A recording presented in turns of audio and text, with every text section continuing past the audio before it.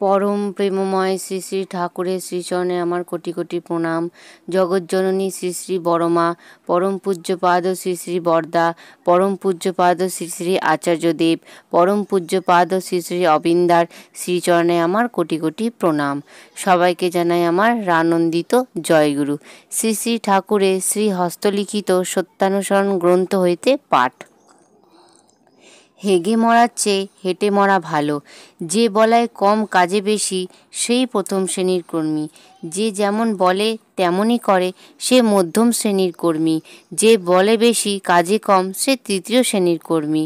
আর যারা বলতেই অলস্য করতেও অলস্য, সে অধম।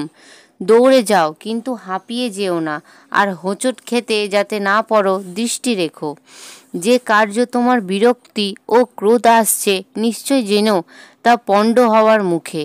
কার্য সাধনের সময় তা হতে যে বিপদ আসবে, তার জন্য রাজি থাকো। বিরক্ত বা অধীর হইও না, সফলতা তোমার দাসী হবে।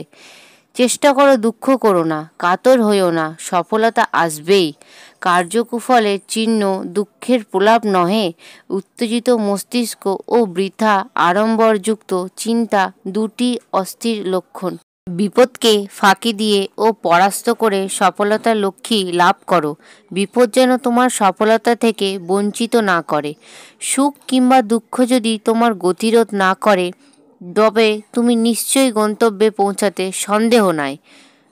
ধনী হও, ক্ষতি নাই, কিন্তু দীন এবং দাতা হও। ধনবান যদি অহংকারী হয়, সে দুর্দশায় অবনত হয়।